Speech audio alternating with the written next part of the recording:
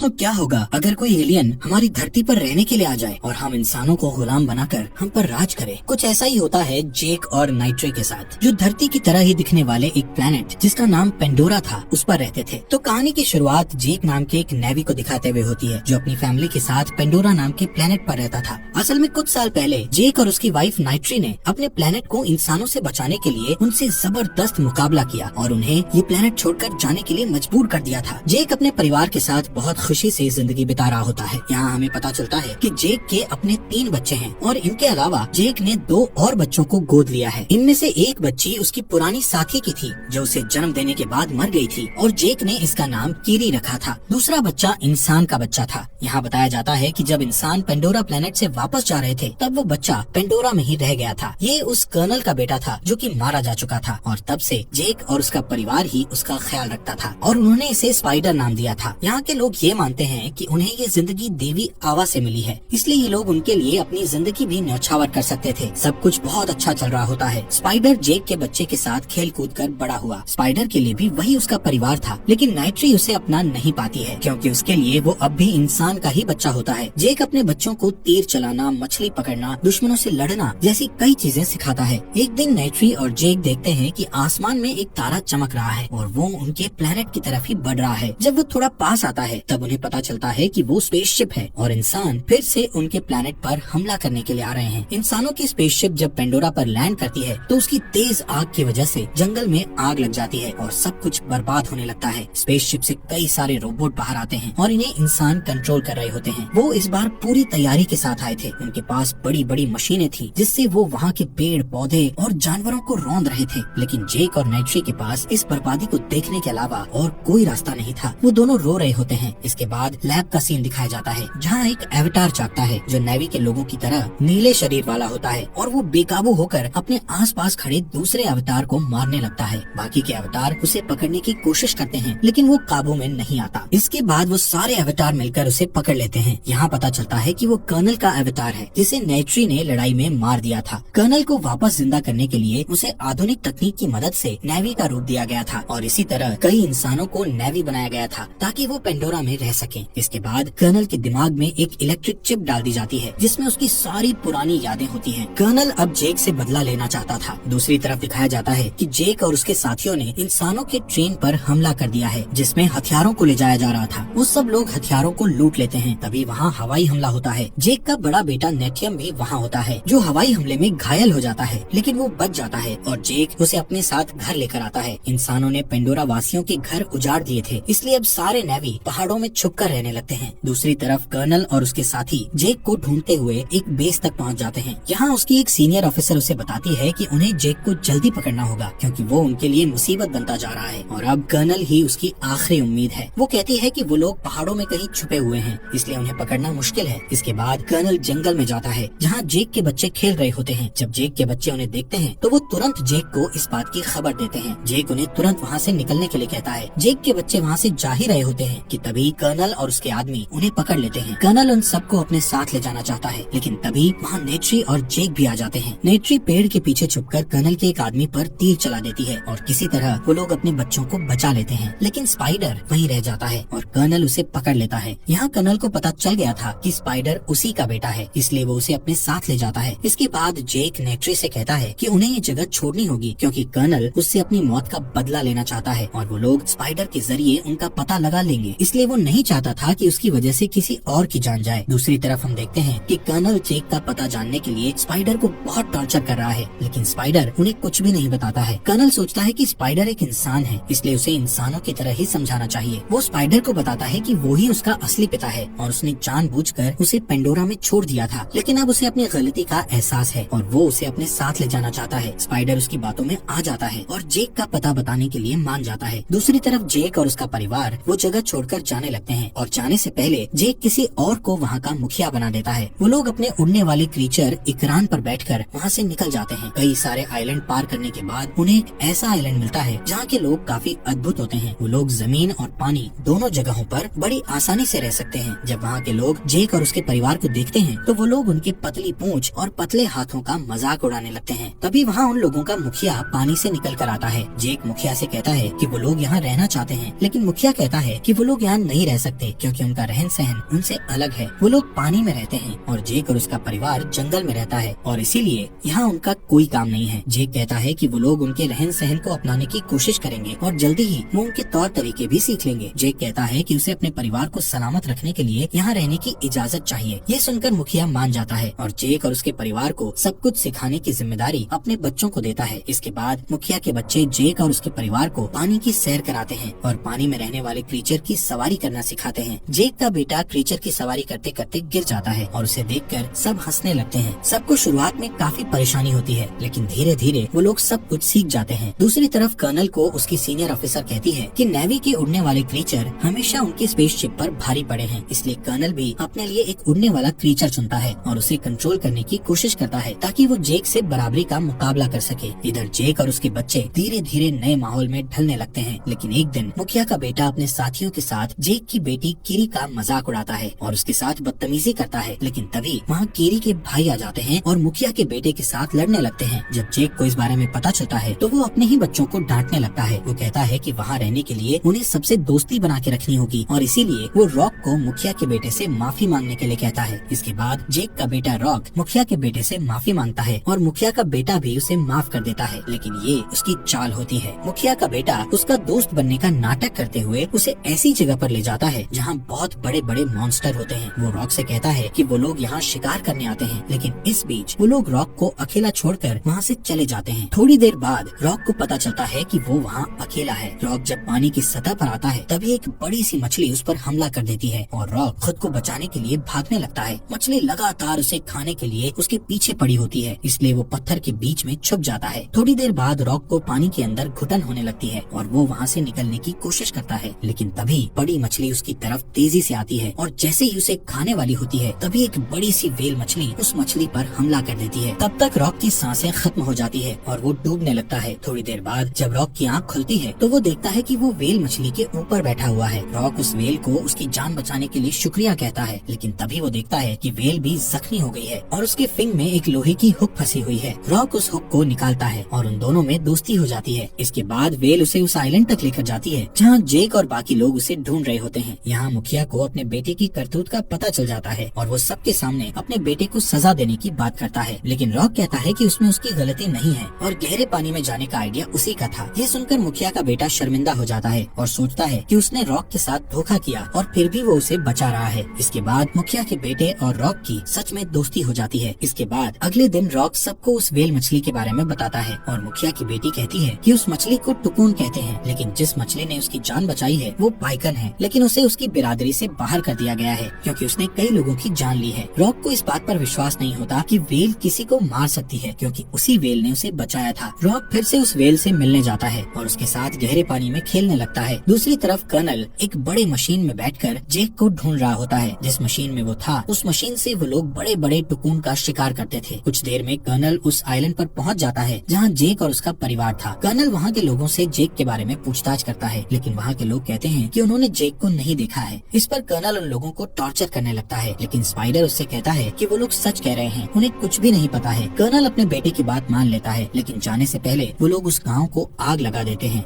जेक और उसका परिवार उसी आइलैंड के दूसरे हिस्से में छुपा हुआ था। मुखिया वहाँ जाता है और बताता है कि कर्नल उन्हें ढूंढते हुए वहाँ पहुँच चुका है। दूसरी तरफ कर्नल ये प्लान बनाता है कि वो लोग वहाँ के टुकून का शिकार करेंगे, इसलिए अब वो लोग मशीन के जरिए टुकून का शिकार करने के लिए आते हैं। दूसरी तरफ रॉक को पता चल जाता है कि पाइकन ने किसी की जान नहीं ली थी, बल्कि नेवी लोगों को मारने वाले कोई शिकारी थे और इसका इल्जाम पाइकन पर आ गया था, जिसकी वजह से उसे बिरादरी से बाहर करके अकेला छोड़ दिया गया था। दूसरी तरफ कर्नल और उसके साथी कई मशीन गन की मदद से एक बड़े से टुकून पर हमला कर देते हैं जो अपने बच्चे के साथ तैर रहा होता है। वो टुकून काफी चीख रहा होता है और आखिर में इंसान उसे मार देते हैं। इसके बाद वो लोग उसे अपने साथ लेकर आते हैं और उसके मुंह के अंदर जाते हैं। वो लोग उस टुकून के गले के ऊपरी हिस्से में छेद करते हैं जहाँ से एक पीले रंग का लिक्विड बाहर आता है। यहाँ पता चलता है कि उस पीले रंग के लिक्विड को पीने से इंसान की उम्र नहीं बढ़ती है और इसीलिए इसकी कीमत बाजारों में काफी ऊंची है, जिससे वो लोग बहुत पैसा कमा सकते हैं। जब आइलैंड के लोग उस टुकून की लाश को देखते हैं तब उन्हें बहुत दुख होता है और बहुत गुस्सा भी आता है। वो लोग जेक को इसका जिम्मेदार मानते हैं और कहते हैं कि उसकी वजह से इंसान इन जानवरों को मार रहे हैं। इसके बाद वो लोग कर्नल और उसके साथी से लड़ने का फैसला करते हैं, लेकिन जेक कहता है कि वो लोग उनके आधुनिक हथियारों के आगे नहीं टिक पाएंगे। कर्नल का प्लान अब बड़े बड़े टुकून मतलब पाइकन का शिकार करने का होता जाता है, क्योंकि उसका शिकार करके वो लोग ज्यादा लिक्विड निकाल सकते हैं और ज्यादा पैसे भी कमा सकते हैं। टोकून के शिकार को देखते हुए रॉक को पाइकन की फिक्र होने लगती है, इसलिए वो उससे मिलने के लिए जाता है। रॉक के भाई बहन उसे रोकने के लिए उसके पीछे जाते हैं। जब वो लोग पाइकन के पास पहुँचते हैं तो देखते हैं कि पाइकन को एक तीर लग गई है, जिसकी वजह से वो वहाँ से हिल नहीं पा रहा है। वो सब लोग उस तीर को निकालने की कोशिश करते हैं और इसी बीच कर्नल और उसके साथी उनकी तरफ आ रहे होते हैं। रॉक जेक को इस बारे में बताता है और जेक अपने साथियों के साथ वहाँ जाने के लिए निकल जाता है। रॉक और उसके भाई बहन किसी तरह उस तीर को पाइकन के शरीर से बाहर निकालते हैं, लेकिन कर्नल के आदमी उनके पीछे पड़ जाते हैं। मुखिया की बेटी कर्नल के मशीन से मरने वाली होती है, लेकिन जेक का बेटा उसे बचा लेता है। कर्नल उन्हें एक बड़े जाल में फंसा लेता है और उन्हें अपनी शिप पर ले जाता है। तब तक जेक और उसके साथी भी वहाँ आ जाते हैं और देखते हैं कि कर्नल ने उसके बच्चों को बांध के रखा है। कर्नल जेक से कहता है कि अगर वो अपने बच्चों को जिंदा देखना चाहता है तो उसे अकेले ही वहाँ आना होगा। जेक उसकी बात मान लेता है और अकेले ही वहाँ जाने लगता है। इसी बीच पाइथन अचानक से पानी से निकलकर कर्नल की शिप में चढ़ जाती है